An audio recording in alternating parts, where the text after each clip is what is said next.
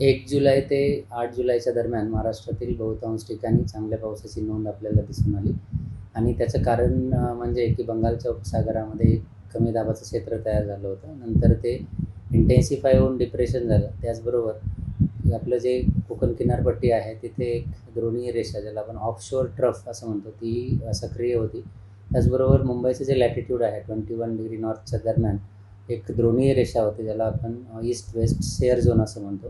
आणि यामुळं सर्वच कंडिशन्स मान्सूनसाठी फेवरेबल होत्या 1 ते 8 जुलैच्या दरम्यान. आणि त्यामुळं ईस्ट इंडियाबरोबरच मध्य महाराष्ट्रातील काही भागांमध्ये आणि कोकण किनारपट्टीला चांगल्या पावसाची नोंद आपल्याला दिसून आली. काही ठिकाणी अतिवृष्टीसुद्धा झालेली दिसून आली. परंतु मध्य महाराष्ट्रातला पूर्वेकडचा भाग आणि मराठवाडा, त्याचबरोबर पश्चिम विदर्भातील बहुतांश ठिकाणी अजूनही पाऊस कमीच झालेला आहे. जो काही 1 ते 8च्या दरम्यान महाराष्ट्रात झालेला जो पाऊस आहे तो उत्तर कोकण किनारपट्टी, मुंबई, रायगड, ठाणे, पालघर, त्याचबरोबर पुण्याचे जे घाटमाथे आहे तिथे जास्त पाऊस झालेला आहे. परंतु जसं मी सांगितलं, मराठवाडा, मध्य महाराष्ट्रामध्ये अजूनही पावसामध्ये तूट आहे आणि ती खूप जास्त प्रमाणात आहे. त्याचबरोबर मध्य महाराष्ट्रातील उत्तरेकडचे काही जिल्हे, ज्यामध्ये धुळे, नंदुरबार येते, तिथे तर अक्षरशः 75% इतकी तूट आहे. याचाच अर्थ 100 मिलीमीटर जर पाऊस पडणार असेल तर तिथं 25 मिलीमीटर इतकाच पाऊस झालेला आहे असं आपण म्हणू शकतो. आणि अशा प्रकारे मराठवाडा आणि मध्य महाराष्ट्रामध्ये पाऊस कमी झालेला आहे.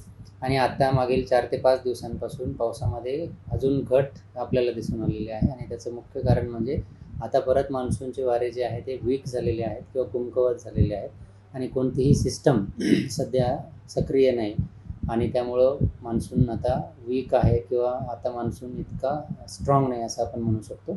आणि त्याचे कारणं म्हणजे की मॅडन-ज्युलियन ऑसिलेशन, जे की जे फेज 3, 4, 5 यामध्ये असतं त्यावेळी आपल्याकडे पाऊस चांगला पडतो.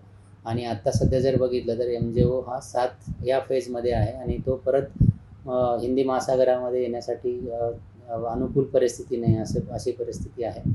त्याचबरोबर 3 ते 5 किलोमीटरच्या अंतरावर उत्तरेकडनं येणारे जे ड्राय विंड्स आहेत किंवा कोरडे वारे आहेत त्यांचंही प्रमाण वाढलेलं आहे. आणि यामुळं मान्सूनची परिस्थिती वीक आहे असं आपण म्हणू शकतो. आणि अंदाज जर बघितला येणाऱ्या 5 ते 7 दिवसांचा, तर महाराष्ट्रामध्ये 5 ते 7 दिवसामध्ये कोणत्याही अतिवृष्टी किंवा मुसळधार पावसाची शक्यता नाही आहे. व काही ठिकाणी हलक्या ते मध्यम स्वरूपाचाच पाऊस पडू शकतो आणि तो सर्व दूर असेल असं काही दिसत नाही. आता एल निनोविषयी जर विचाराल तर यावर्षी नक्कीच एल निनो ऑलरेडी सक्रिय झालेला आहे. जूनमध्येच तो सक्रिय झाला होता. आणि आपला जो दीर्घकालीन अंदाज आहे त्यामध्ये आपण ऑलरेडी सांगितलेला आहे की यावर्षीचा जो पाऊस आहे तो सरासरीच्या 90% इतकाच असणार आहे, ज्यामध्ये ±4% इतकी तूट असते. म्हणजेच तो 94% किंवा 86% इतका असू शकतो. आणि त्याचं मुख्य कारण म्हणजे एल निनोचं सक्रियता. यावर्षी एल निनो असेल यामुळंच या पाऊस कमी पडण्याचे चान्सेस आहेत.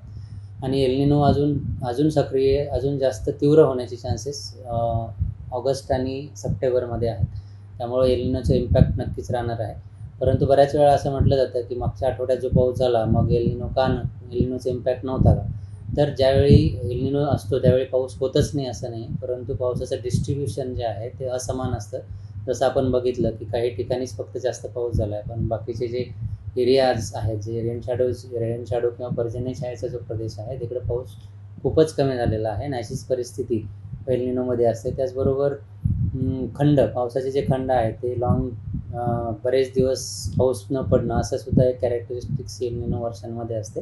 आणि this is one of the example असं मी म्हणेन.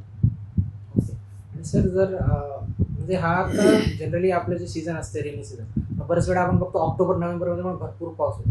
तर हा एल निनोचा वर्षाचाच होतो का any time? It depends on the system which is right. तो ऑक्टोबर नोव्हेंबरमध्ये सुद्धा पाऊस होतो. सप्टेंबर एंड आणि ऑक्टोबरच्या वेळी आपल्याकडं परतीचा पाऊस होतो. ज्यावेळी मान्सून रिट्रीट होत असतो त्यावेळी जो पाऊस होतो तो थंडरस्टॉर्मचा असतो. म्हणजेच आपण ज्याला म्हणू शकतो की वादळी पाऊस असतो. तो मान्सून एक संतपणे पडणारा पाऊस नसतो, तो वादळी पाऊस किंवा परतीचा पाऊस असतो. आणि तो दरवर्षी कमी जास्त प्रमाणात पडत असतो. तर सप्टेंबर ऑक्टोबरमध्ये कसा पाऊस राहील आणि त्याचं डिस्ट्रीब्युशन कसं राहील ते आपल्याला ऑगस्ट एंडलाच सांगता येईल, पण त्याचंसुद्धा डिस्ट्रीब्युशन यावर्षी कमीच असण्याचे चान्सेस आहेत. सर, आता जी परिस्थितीमध्ये पुण्यामध्ये जे 10 दिवस चांगलं पाऊस झालं, तर आता तसा पाऊस आपल्याला कधी बघायला मिळणार सेम पॅटर्नचा? तसं आत्ता येणाऱ्या 5-7 दिवसामध्ये तरी अशी काही कंडिशन्स नाही आहेत आणि आपण वेदर मॉनिटर करत आहोत. जर काही चेंजेस असले आणि तशा काही कंडिशन जर निर्माण झाल्या किंवा अनुकूल परिस्थिती जर निर्माण झाली तर तसं अपडेट्स आणि प्रेस रिलीज दिली जाईल. परंतु सध्या तरी ॲटलिस्ट फॉर 1 वीक आपण असं काही एक्सपेक्ट करत नाही. आणि सर आपण बघितलं की ते 10 दिवसात कॅचमेंट एरियाजमध्ये भरपूर पाऊस as compare to city area तिकडे जास्त झाला. सर हे फिनोमिनन कसं असतं, म्हणजे तिथे पाऊस जास्तच होतो का इट डिपेंड्स? हां, म्हणजे घाटमाथ्यांवर मान्सूनमध्ये जास्त पाऊस पडण्याचं कारण म्हणजे की ते मान्सूनचे वारे जे आहेत त्यांना ते अडवतात आणि मान्सूनचे वारे ज्यावेळी ॲक्टिव्ह कंडिशन्समध्ये जवळजवळ 70 ते 80 किलोमीटर प्रति तासाने ते येत असतात आणि म्हणजे कोस्टकडनं किंवा अरबी समुद्राकडनं येत असतात आणि ज्यावेळी सह्याद्रीच्या रांगांना ते धडकतात तर अशा वेळी त्यांचं त्या ठिकाणी उंच ढगांची निर्मिती होऊन तिथेच जास्त पाऊस पडतो. जर समजा असं जर आपण इमॅजिन केलं की सह्याद्रीच्या रांगा तिथं नसत्या तर ते सगळे वारे पुढे येऊन आपल्याकडे जास्त पाऊस झाला असता, परंतु सह्याद्रीच्या रांगांमुळे ते अडवले जातात आणि त्याच ठिकाणी जास्त पाऊस पडतो आणि नंतरचे उरलेली ढगं आहेत ते पुढं पर्जन्य छायाच्या प्रदेशामध्ये म्हणजेच मध्य महाराष्ट्र मराठवाड्यापर्यंत येईपर्यंत त्यातलं बाष्प कमी झालेलं असतं. त्यामुळे इकडे पाऊस पडतो ॲक्टिव्ह कंडिशन्समध्ये, पण त्याचं प्रमाण जे आहे किंवा तीव्रता जी आहे ती घाटमाथे आणि कोकण किनारपट्टीच्या तुलनेने कमी असते.